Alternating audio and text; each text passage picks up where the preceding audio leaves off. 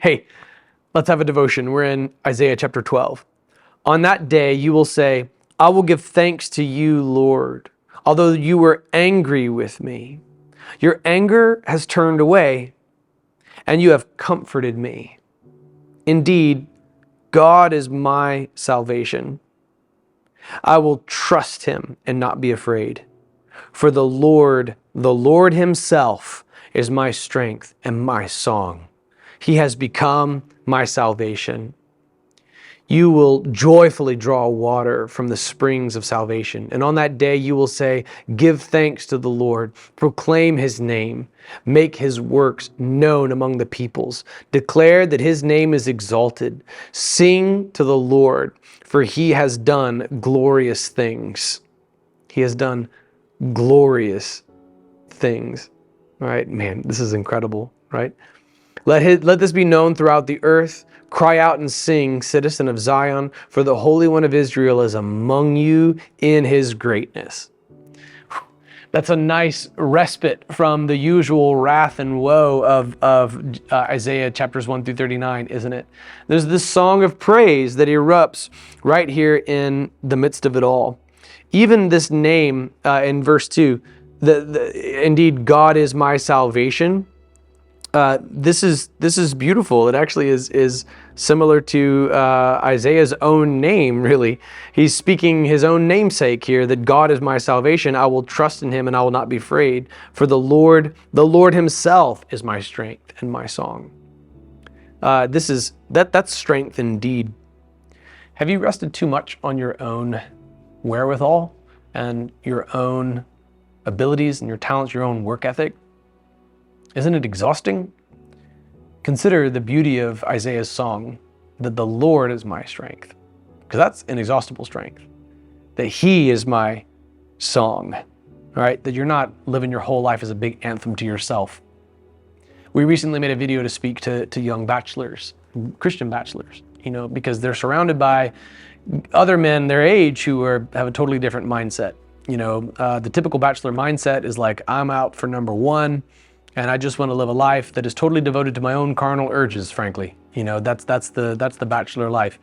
Right now, womanhood is sort of disappearing culturally, and it's left some of these men in such a way that they likewise, now emasculated, just aren't stepping up.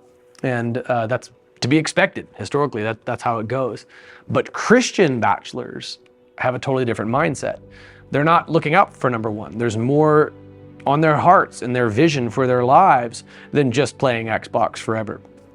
And what they want to do is lead godly lives and make excellent husbands and provide and care for wives and children one day. And in so doing, they actually lead a lifestyle that is greater than themselves. They actually find more satisfaction, greater purpose in their lives than the typical model would. That the Lord is their strength and the Lord is their song.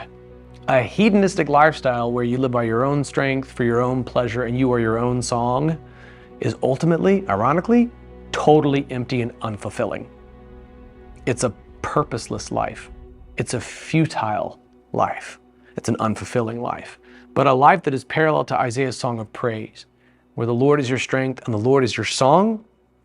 It's counterintuitive, I know, but when your life is dedicated to this higher cause, you actually enjoy life more. Your life is more significant. You find a greater meaning in your life. You also end up working harder, right? Because you have a great reason to work. He has become my salvation. You will joyfully draw water from the springs of salvation. Do you remember what Jesus said to the woman at the well in John chapter 4? Whoever drinks this water, this living water, will have springs of living water coming up from within him. It sort of evokes what Jesus would say, some 730 whatever years later. And on that day you will say, give thanks to the Lord, proclaim his name, make his works known among the peoples, declare that his name is exalted, sing to the Lord, for he has done glorious things. Would you take a moment and run an inventory on all the great things that God has done? Okay, look at your house and how beautiful it is, your apartment, how nice it is, your car, and how hopefully dependable it's been, and how God has carried you through everything you thought would kill you. He's done great things. He's done great things in the Redemption Church. He's currently doing great things. Give him glory for that, because you're a part of that. You are a member of the body that is the Redemption Church. Cry out and sing, citizen of Zion, for the Holy One of Israel is among you in his greatness. Wow, that is indeed a reason to celebrate. The scope of God's promise from Abraham originally is about to bust out through the cultural context, Judea and Samaria and to the ends of the earth, and people from all nations now can call upon the name of the Lord and be saved. But you just got these glimpses of what was to come, how spectacular it was that the Holy One was about to be in the midst of Israel. Take a moment of respite as we're studying Isaiah. The proclamations of woe and discipline and wrath, they can be wearisome for your heart, but we know that they're all useful for teaching and correcting and training in righteousness and rebuking, so that we are equipped for every good work. But now here in chapter 12, this brief little song, it gives us a moment to just thank God, to praise him. So would you do that right now?